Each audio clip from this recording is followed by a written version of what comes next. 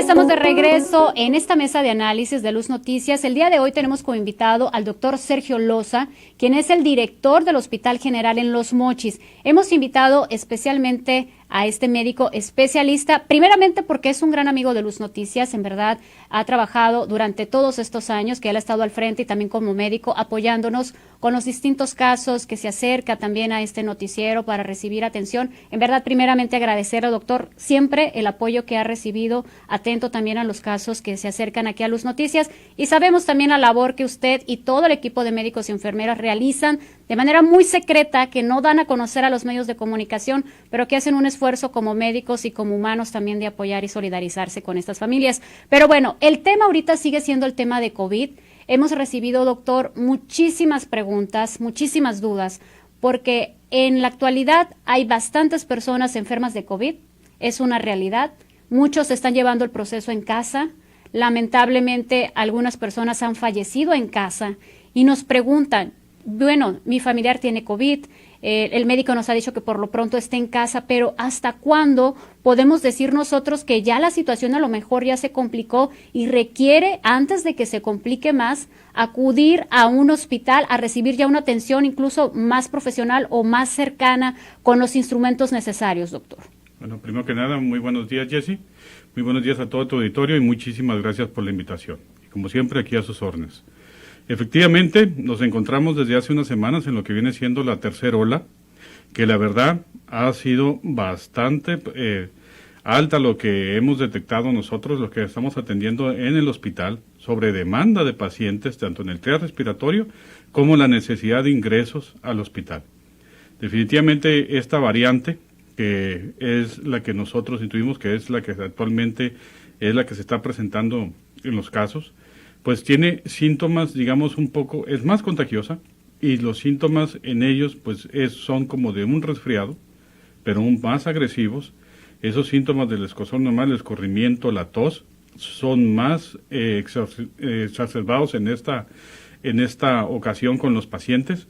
Y bueno, una de las cuestiones es que nosotros estamos detectando en el hospital es que los pacientes están acudiendo con nosotros, Jessy, 7 u 8 días después de haber iniciado con los síntomas, ¿no? Y esto es muy importante, porque acudir a una valoración temprana, que para eso están los triajes respiratorios, puede significar entrellevar una enfermedad, digamos, de una manera más tranquila, o dejar de pasar algunos síntomas y que se pueden llevar a una complicación, ¿no?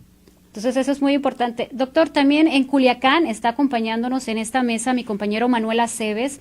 Manuel, él también va a estar participando con nosotros. También hay muchísimas dudas. Nosotros la invitación con usted, doctor, es porque sabemos que desde el 2020 ustedes se han especializado especialmente en tema de COVID. Prácticamente iniciaron en este proceso que ha sido muy desgastante para su personal, para ustedes, pero bueno, ahí siguen habiendo muchas dudas ahorita con el tema de las variantes, pero voy contigo, Manuel, porque también sabemos que tienen algunas dudas nuestro auditorio de Culiacán.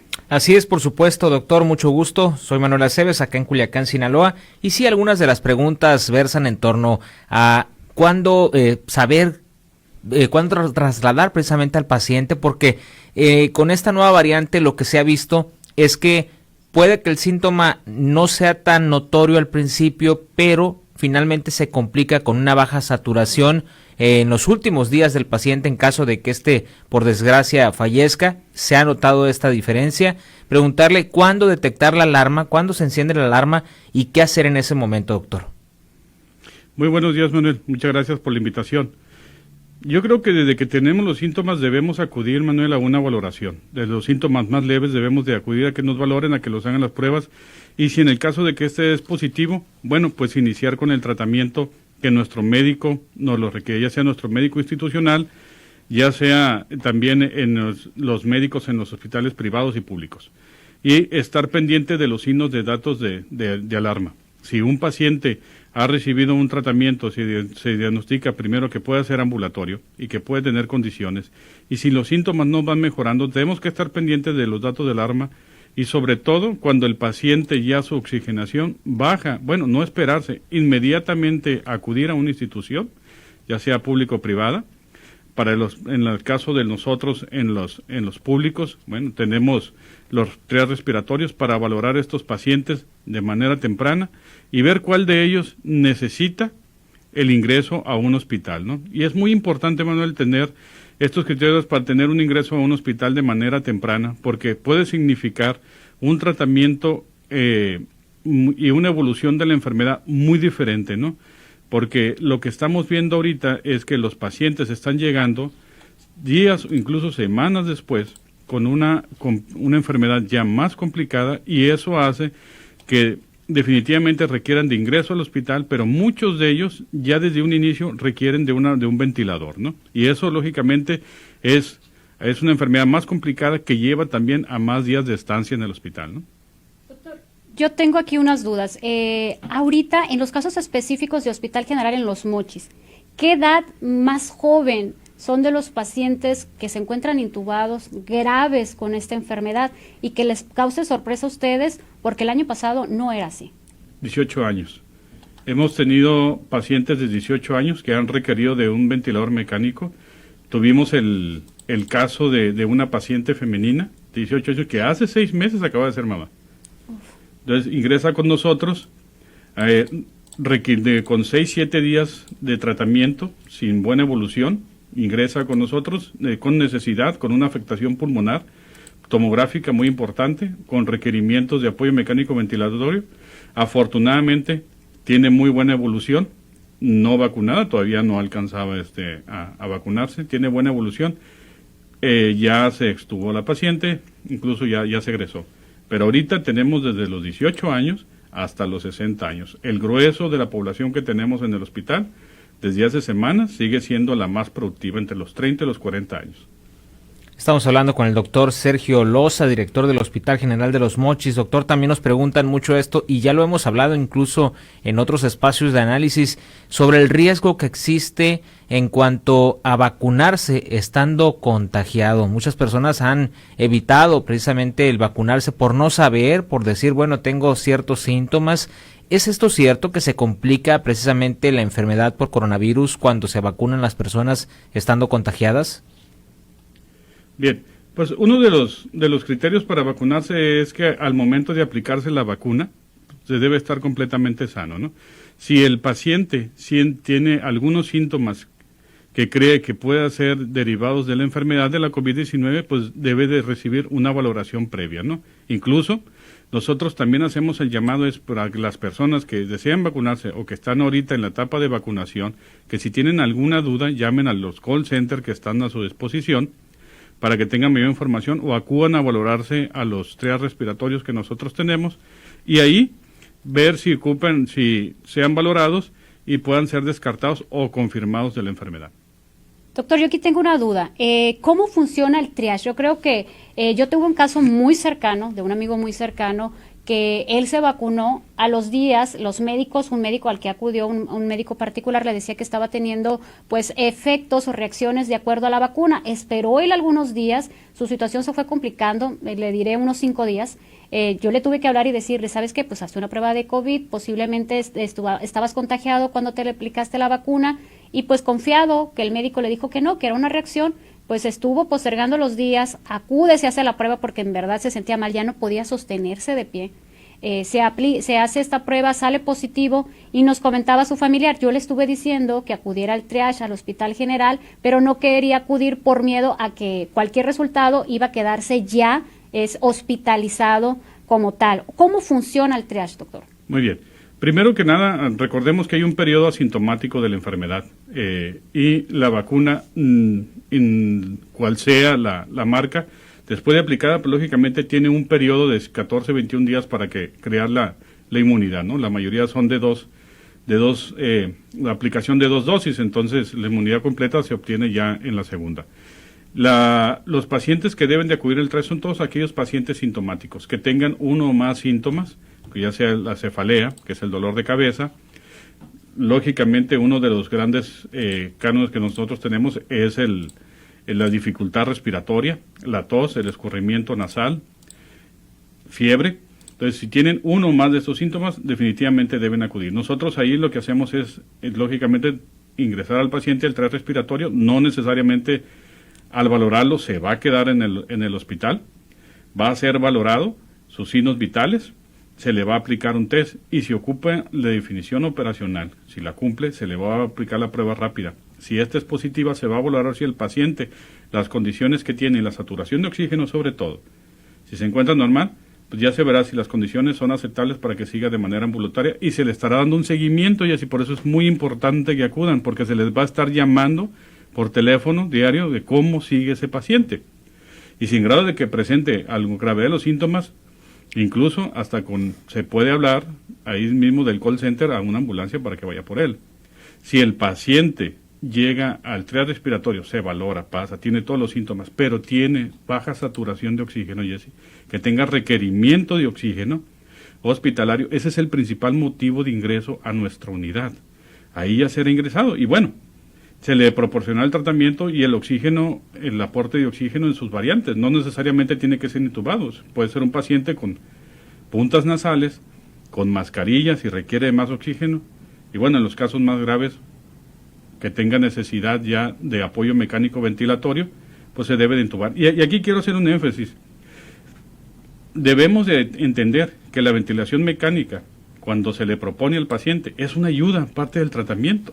Si el paciente no es capaz de oxigenar por él solo, bueno, para eso está la ayuda, para que este ventilador lo apoye con ese oxígeno y ese oxígeno ayude, las células reciban ese oxígeno que son necesarias para combatir la lucha a la enfermedad, ¿no?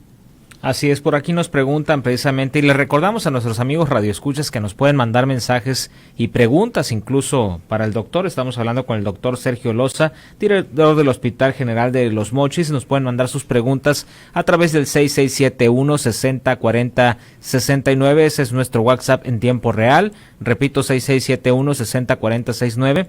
Y aquí nos preguntan, doctor, ¿cuándo retomar después de haber padecido COVID? Si existe algún indicador, algún estudio, alguna prueba que me permita saber cuándo puedo retomar actividades físicas, por ejemplo, en el caso de las personas que son deportistas, que les gusta correr, trotar, salir a caminar, ¿cuándo saber si ya los pulmones están en condiciones para hacerlo? Porque también sabemos que hay algunos casos donde los pulmones quedan muy dañados y tarda bastante tiempo la recuperación de los mismos. ¿Hay algún estudio para medir eso, doctor?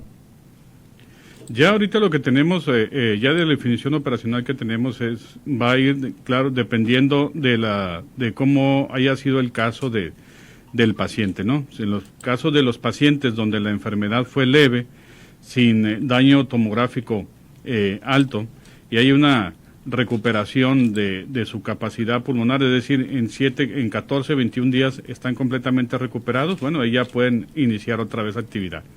Si el daño tomográfico fue alto y fue un paciente que tuvo un daño pulmonar en la tomografía del 80-90%, que estuvo con apoyo mecánico ventilatorio, bueno, pues ese paciente lógicamente va a requerir de semanas de su recuperación, ¿no? Y es más que nada el organismo que nos va a ir diciendo si van a quedar secuelas y la recuperación de las mismas, ¿no?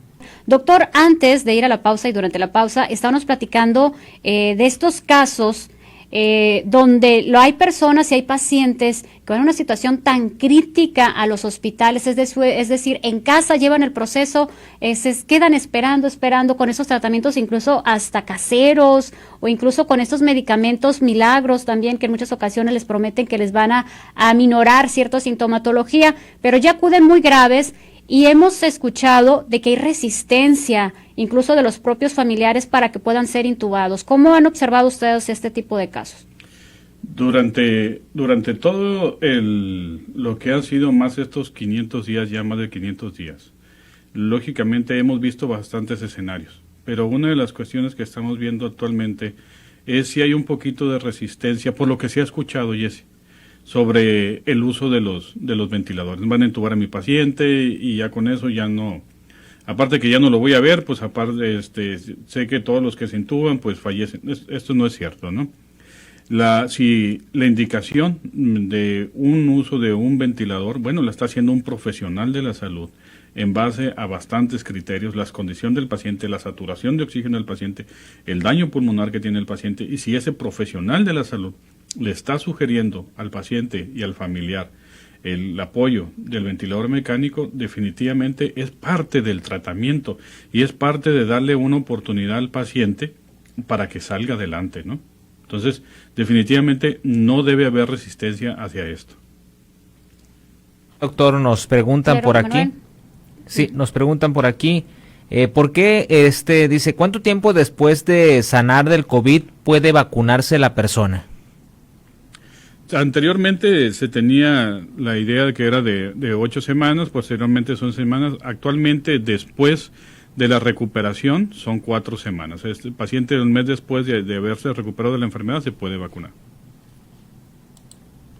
Muy bien, doctor, nos hemos recibido algunos mensajitos y nos están preguntando.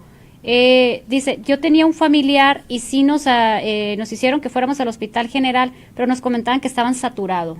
¿En qué situación se encuentran en estos momentos, doctor? Bien, a partir de unas semanas para acá que sentimos el aumento de casos y así, también no solamente en lo que viene siendo en el triage respiratorio, en los pacientes que están yendo a valorarse, también en el ingreso de pacientes con necesidad de una cama hospitalaria. Por eso hemos entrado en el tema de la reconversión ya desde el inicio de la tercera ola, ya 2 veces, para ir teniendo camas disponibles. La última reconversión la hicimos este fin de semana, donde ya a partir de hoy tenemos 64 camas disponibles, más las 10 camas que están abajo en la terapia que está afuera, que ustedes conocen. Esto con la intención, lógicamente, de tener más camas disponibles para la atención de estos pacientes. Esto representa el 70% de las camas, Jesse, del hospital, lo que lamentablemente nos deja solamente con el 30% de las camas para el resto de las enfermedades, incluso pediátricas y ginecológicas. Entonces, lógicamente tenemos entendido y tenemos la dirección por parte de nuestro secretario de Salud de estar haciendo las maniobras que tengamos que hacer y las reconversiones que tengamos que hacer. También tuvimos que diferir la consulta externa, también los procedimientos quirúrgicos programados, y esto con la intención, pues número 1, de tener menos familiares y pacientes que vayan al hospital, y así nosotros que somos promotores del distanciamiento social, pues no tener esas aglomeraciones, pero con la vez también de que tener menos ingresos de pacientes al hospital y tener más camas disponibles, ¿no?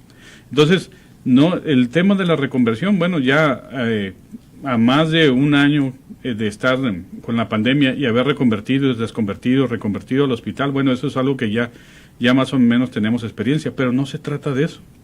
No se trata de ir luego pasar al 80 y luego tal vez, espero yo que nunca pase, termine convirtiéndose en un hospital 100% COVID y que todos esos niños, todas esas mujeres, todos esos adultos de otras enfermedades, pues no tengan disponibilidad también de un espacio de sus enfermedades, ¿no? Entonces, hoy ya estamos al 70%, 64 camas del hospital para la atención de pacientes con el COVID-19. Por aquí nos pregunta Charis, me dice, ¿por qué cuando los intuban a la mayoría de los pacientes estos fallecen? Es la creencia que se tiene, doctor. ¿Por qué ocurre esto? ¿Por qué el paciente ya al ser intubado ya va en calidad de grave, por así decirlo? Es exactamente por eso que debemos de acudir temprano, Manuel, a una valoración. El paciente que de un ingreso, que de un inicio necesita de un apoyo, de un ventilador, es porque ya va muy grave. Es porque ese paciente muy seguramente ya tiene un daño pulmonar y al tener ese daño pulmonar tan grave, pues no es capaz de sostener su oxigenación por él solo, que es algo que todos los seres vivos tenemos. Entonces, al no tenerlo, bueno, tenemos que depender entonces de una máquina, de un ventilador para así hacerlo. Pero, lógicamente, eso ya nos habla de la gravedad del paciente, pues no es el ventilador el causante de la función, no, al contrario, se le pone el ventilador para tratar de sacar a ese paciente adelante. Por supuesto, doctor, nos llega otro mensaje. Nos dicen, ¿es cierto que si me pongo la primera dosis y me contagio en espera de la segunda dosis, pierde toda la efectividad y tengo que volverme a aplicar la primera dosis de la vacuna? No, definitivamente no. Hay un rango de espera dependiendo de la marca de la vacuna, pero generalmente, y esperando, ¿no?, que sea una enfermedad tranquila el paciente, da para el periodo donde puede recuperarse y vacunarse. No, debe de cumplir con su esquema de vacunación. A pesar de que le dio COVID. A pesar de que le dio COVID. también nos hacen la pregunta algunas personas que tienen la creencia de que la vacunación está aumentando, está haciendo mutar al virus. ¿Qué hay de cierto en esto, doctor? No, definitivamente no es así. Los virus por sí solo, por ende, cualquiera de los tipos, no nomás los coronavirus, todos ellos, pues es una capacidad que tienen los virus, la de la mutación. Y esto porque van encontrando resistencia en algunos organismos y bueno, ellos tienen que realizar algunos cambios en su genética para continuar pues ellos infectando a la gente. Aquí el mejor ejemplo que les puedo poner yo, Manuel, es que el rango de edades que tenemos ahora de ingreso de mayor contagios está en la población joven. Ya la población mayor ya está vacunada. Y no son ellos el grueso de pacientes que tenemos hospitalizados. Es por eso que definitivamente debemos de acudir a vacunarnos según el grupo etario que nos toque. Ahorita están en los jóvenes. Y aquí yo quiero, si me lo permiten, hacer un llamado a ellos, encarecidamente, a que acudan a vacunarse. ¿Cuál vacuna? La que les toque, la que esté disponible en su municipio. Porque si no están vacunados tienen un 0% de inmunidad. Y al tener la primera dosis de la vacuna que esté disponible, ya tendrán un porcentaje, según esta sea, de inmunidad. Y bueno, un 30, un 40, un 60% es mejor que un 0%, ¿no? Doctor, también nos están preguntando, en el tema, nos comentan ellos, en AOME, ¿qué tan real son los casos que podemos observar, dice, en las cifras de COVID? ¿Y qué tan real es, dice, el hecho de que por fuera, dice, en mi trabajo... A ver si lo puedo leer, dice, en mi trabajo varios de mis compañeros se han contagiado y estamos hablando de una empresa grande, no voy a decir, ahorita le comento qué empresa es, y si con tan solo sumaran los que estamos enfermos enfermos de COVID, se estarían alarmando muchos ciudadanos. Definitivamente debe haber un subregistro ahí de nosotros, todos los casos que tenemos positivos, los subimos a una plataforma, todos los hospitales públicos y privados, pero lógicamente ahí no solamente están siendo tratados en hospitales públicos y privados, hay médicos también en los privados o están yendo al laboratorio, a hacerse la prueba, ¿no? Entonces, pero definitivamente que hay una alza en los casos, la hay, ¿no? Y la podemos sentir pues, simplemente en el hospital, reconvirtiendo por necesidad el 70% de camas, ¿no? Doctor, ¿cómo prevenirnos? Sobre todo porque aquí nos hacen las preguntas en relación a, si bien yo lo mencionaba hace un momento, de hecho, de muchos médicos, muchas doctoras, muchos doctores que han hecho un esfuerzo increíble en medio de la pandemia, que han estado dándolo todo, también hay uno que otro negrito en el arroz que se ha aprovechado y que incluso con falta de profesionalismo hace recomendaciones alarmantes para obtener precisamente más recursos, tal vez, para clientarse, para incluso esto con a expensas de la salud de los propios pacientes. ¿Cómo detectar eso y qué hacer cuando se está ante un caso de estos? Por ejemplo, médicos que incluso recomiendan productos que ni siquiera tienen el estudio ni el rigor científico. ¿Qué hacer ante ello, doctor?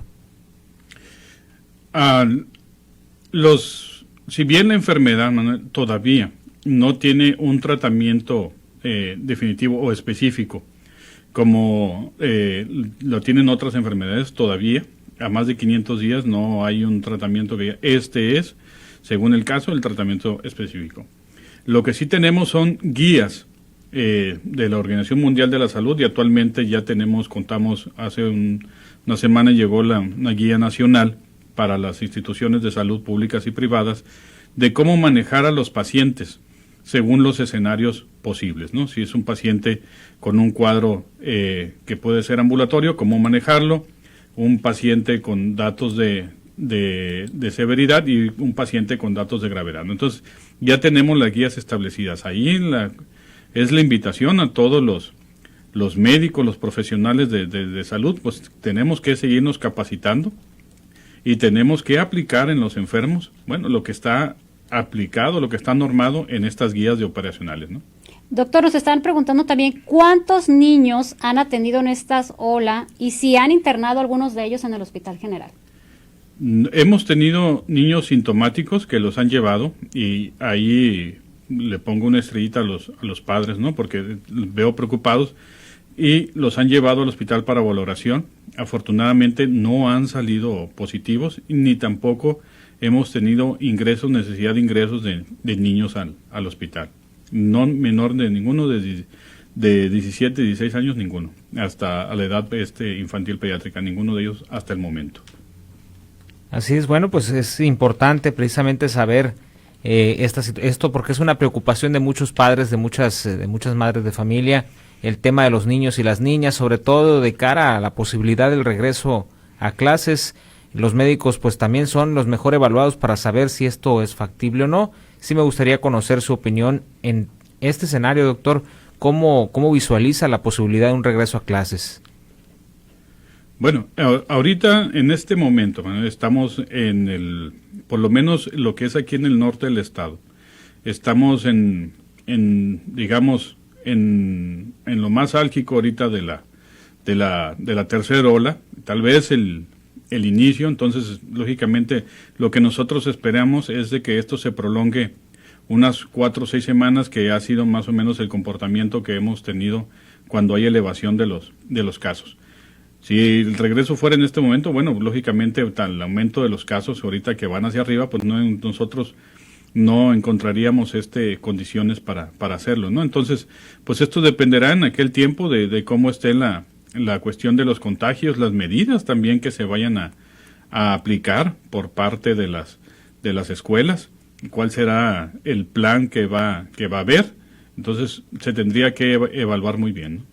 Doctor, sí me gustaría, le agradezco primeramente el que hayas dado el tiempo para acudir a Luz Noticias. Sabemos que tiene una agenda muy apretada, sobre todo en el área médica, bajo estas circunstancias que se están viviendo actualmente en Sinaloa, pero sí me gustaría que nos diera una conclusión desde su experiencia como médico, también como director del Hospital General, ante la situación real que se está viviendo en esta pandemia en estos momentos. Pues mira, Jessy, ahorita, ya después, y aquí, si me lo permites, ya son 514 días donde el personal de salud estamos en esta batalla. Desde el 13 de marzo del año pasado, que fue el primer caso que llegó al hospital. De ese día para acá, pues bueno, nos hemos convertido en una lucha día tras día con nuestros altibajos. No me queda otra más que pedirle encarecidamente a la población, a la sociedad, que actuemos responsablemente, que esta pandemia la vamos a sacar adelante entre todos, lo que viene siendo lógicamente las autoridades de todos los ámbitos, el sector salud, el sector empresarial, el sector educativo, pero una parte importante somos nosotros como sociedad. La única manera de romper con los contagios es hacer lo que a mí me corresponde como sociedad: el uso del cubrebocas, el lavado de manos, el uso de gel alcoholado y sobre todo la sana distancia. Ahorita no son tiempos para festejar, no son tiempos para hacer reuniones, son tiempos de guardar y proteger nuestro núcleo familiar. Una de las cuestiones que vemos es que la mayoría de los contagios muchas veces están derivados de reuniones familiares o reuniones entre amigos. Bueno, entonces hay que romper la cadena de contagio, hay que evitar ahorita esos tiempos y hacer nosotros responsables, cuidarse uno, cuidar a los que más quieren y así también cuido a mi propio.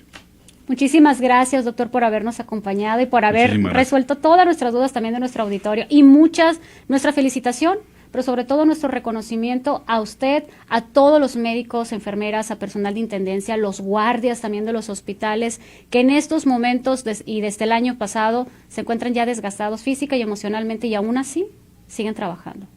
Es correcto. El personal de salud del hospital, como bien lo dices, desde el guardia que te recibe, la persona de intendencia, que es la que tiene que estar recogiendo, bueno, pues todo lo que se genera en el hospital, médicos, enfermeras, camilleros, personal de rayos X, que son los que te toman esas radiografías, tomografías, personal de laboratorio, personal administrativo también, lógicamente. Sin ellos son los que se encargan de realizar todos los procesos administrativos para que nosotros tengamos los insumos.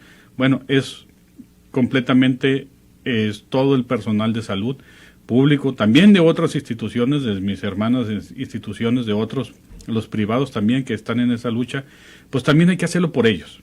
Ellos también tienen un desgaste, ellos también son madres, también son padres, son hijos de alguien también.